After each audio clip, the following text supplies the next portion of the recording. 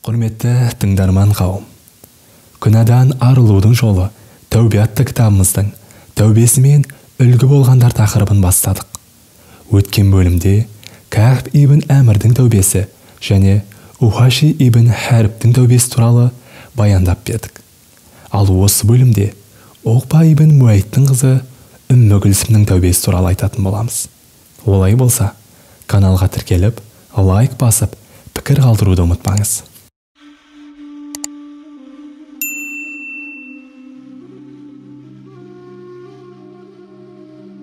Уқба ибн Муайттың қызы Үммі Күлсімнің тәубесі. Мұсылман үшін Алланың мейірімінен үмітін үзбеу иманның маңызды бөлігі. Алланың шексіз мейірімі өзінің мейірімінен үмітін үзіп, тозақтың отына тұтылғалы тұрған талай жанды аман алып шығарды. Алла тағала оларды азаптан арашалау арқылы теңдессіз үміт беріп, тәубе қаһармандарына айналдырды. Сондай үлгі көрсеткен жандардың бірі Әзірет Оспанның бір анадан туған қарындасы Үммі Күлсім болатын. Үммі Күлсім Алла елшісінің үздіксіз мазасын алып, мезі еткен, мұсылмандарға көрсетпеген қорлығы қалмаған Уқба ибн Муайттың қызы болатын. Әкесі бола тұра, қызының мұсылмандықты қабылдаған ести сала, Муайт Үммі Күлсімге күн көрсетпей, әбден ығырын шығарып, өмірін тозаққа айналдырды. Оны қараңғы қапасқа қамап, бірнеше жыл бойы күннің көзін көруге зар қылды. Жылдар бойы әкесі мен бауырларына, туыстарына қарсы тұрған Үммі Күлсім қапаста да ұнжырғасын түсірмеді. Дегенмен, түрлі қиыншылыққа төтеп берген ол жалғыздыққа қарсы тұра алмады. Алла елшісі мен сахабалары Мәдинеге хижрат жасаған тұста Үммі Күлсім қамауда болатын. Сахабалар қоныс аударған соң, ол жападан жалғыз қалды. Сөйтіп, жалғыздықпен жылдар бойы тартқан азабы оның жігерін мұқалтып, үмітінің үзіле бастауына себеп болды. Әсіресе, жалғыздығы жүрегін нұрландырған иман нұрының солғын тартуына әкеп соқтырғандай болды. Ол мүшриктерге сіңісіп кетуге аз қалған еді. Егер соңғы сәтте Алла мейірім қолын созып, тәубе мен истиғфар сынды үміт есіктерін ашпаған болса, ол үмітсіздіктің қою қараңғылығынан жол таба алар ма екен? Кім білсін? Бұл жайында Үммі Күлсімнің өз аузынан тыңдайық. Хижреттен кейін бірнеше жыл өткен. Исламға деген сенімімнің әлсірей бастағанын байқаған туыстарым менімен жақыннан араласа бастады. Соңғы кездері маған көрсетілетін жәбір жаппалар әбден азайған еді. Тіпті отбасылық жаздық саяжайымызға өзімнің барып келуіме де рұқсат бере бастаған. Көңілім құлазыған сәттерде тәнемдегі саяжайымызға барып, отбасы мүшелеріме бірге 3-4 күн демалып қайтатынмын. Өздері сияқты өмір сүре бастағанымды байқаған туыстарым да маған көңіл бөлуді қойып, тіпті күні бойы үйден ұзаққа жүргеніме де ештеңе демейтін болған. Бәрінен үмітімді үзіп, өз әлемімде оңаша уақыт өткізетін болдым. Уа, Мұхаммед, оларға менің мына сөзімді жеткіз. Уа, күнәға батып, өз-өздеріне жамандық жасауда шектен шыққан, һәм өздеріне берілген түрлі нығметтер мен сезімдер мен қабілеттерді орынды пайдаланбай, зая қылған қолдарым. Алланың рахымынан үміттеріңді үзбеңдер. Өйткені Алла барлық күнәларды кешіреді. Шүбәсіз ол ғафур. Құлдарының күнәлері қаншалықты ауыр болса да, тәубелеріне келген жағдайда өте кешірімді, рахим. Зумар сүресі 53 аят. Деген аятты естігенге дейін жан дүнием тыныштаған емес. Аятты оқыған кезде басыма түскен жайттың парқын сезінгендей болдым. Құрдымға қарай жол алғанымды түсіндім. Үмітсіздіктің үрейлеген бұлтынан құтылу үшін тәубеден айырылмауға тырысып бақтым. Тұла бойымды дендеп, еңсемді езген енжарлықтың шекпенін шешіп тастап, Алланың мейірімі мен шапағатына қарай адымдауға бел будым. Мені құрдымға итермелеген қоғамнан шығып, қалайда Алла елшісі мен сахабаларының қатарына қосылуды көздедім. Мәдинеге қоныс аударуға шешім қабылдаған соң, әдеттегідей Тәнімдегі саяжайға баратын тәрізді жолға дайындалдым. Саяжайға барғым келетін отбасыма айтып, олардың қасыма қосқан адамдармен бірге Меккеден жолға шықтым.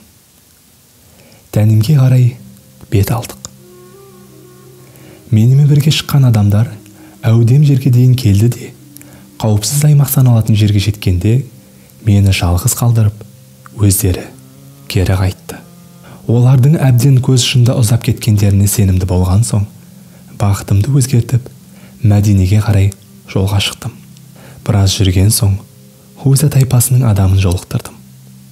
Ол менен қайда бар жатқанымды сұрады. Алғашында аздап үрейленіп, қайда баратынымды қайтесің? Өзің кімсің? Деп қарсы сұрақ қойдым. Ол болса, өте салмақты кейпінен таймай, Хузалық боламын, деді.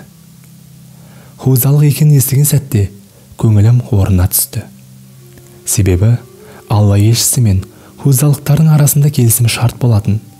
Олардың тең жартысы мұсылмандықты қабылдаған, ал қалғандары болса мұсылмандарды жақсы көретін. Мен Құрайыштық әйелмін. Алла елшісінің жанына барғым келеді. Бірақ оған жеткізер жолды білмеймін. Маған жол көрсетіп, көмек қолын созуға қалай қарайсыз деп өкініш білдірдім. Біз күндіз түні жолда жүреміз. Сол себепті бұл жолдың ой шұқырын 5 саусағымыздай білеміз. Қаласаң, Мәдинаға жеткенше сенің жол серігің болайын, деді. Менің ұсынысты оң қабылдағанымды көрген хузалық адам дереу түйесін шөктіріп, түйеге мінуімді өтінді.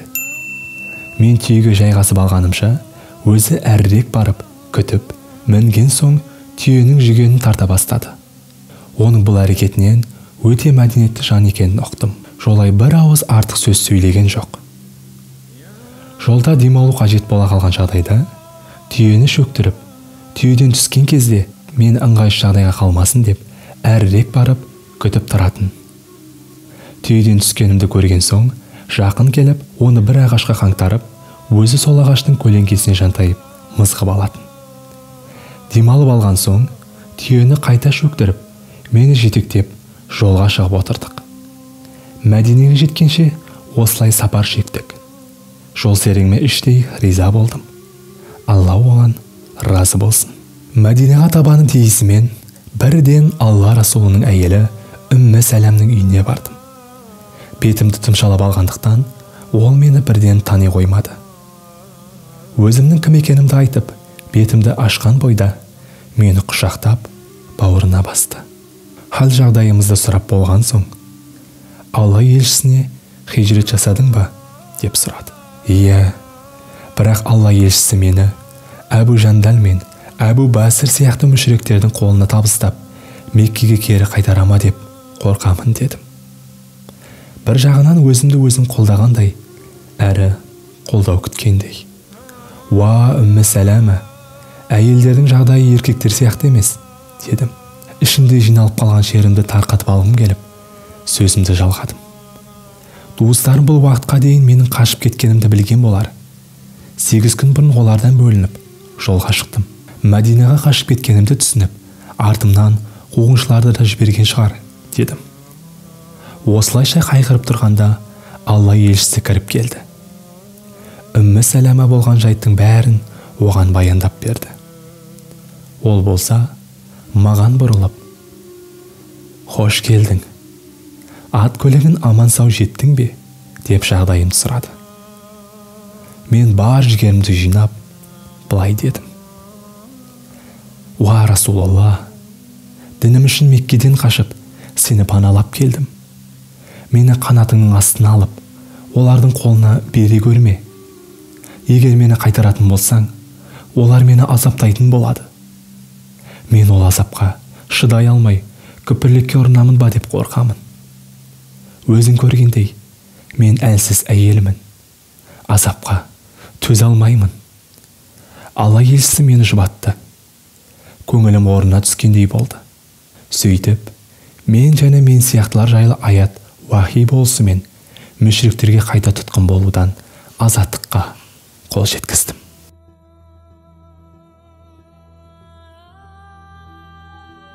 Комедиялық әйелдің тәубесі. Комедиялық әйел сахабалардың бірі нәпсісінің азғыруына еріп синаға бой алдырған еді. Артынша жасаған ісіне өкініп, жанын жегіде жеген азаптан құтылу үшін күнәсінің өтеуін өтеуге қанша ниеттенсе де, біраз уақыт ұялғаннан сыртқа шыға алмай, көз жасын көлдетумен болды. Ол аздай аяғы ауыр екенін сезгенде ауыр қайғыға салынды. Ақыры шыдай алмай, Алла Расулының құзырына барып, «Уа Расулалла, мен зина жасадым, күнәдан арылта көр» деп жалынды. Алла елшісі болса, әйелді жазалауға асықпай, үйіне қайтарды. Өкініш өзегін өртеген әйел күнәсінің өтеуін өтеуге дайын еді. Таңды көзбен атырған ол Алла елшісінің құзырына қайтып келді.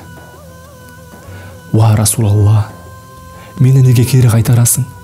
Өтінемін, мені қайтара көрме, мен жүктімін» деді. Әйелдің жина жасағанына еш күмән қалмаған еді. Пайғамбарымыз болса, оған Алланың игілігі мен сәлемі болсын.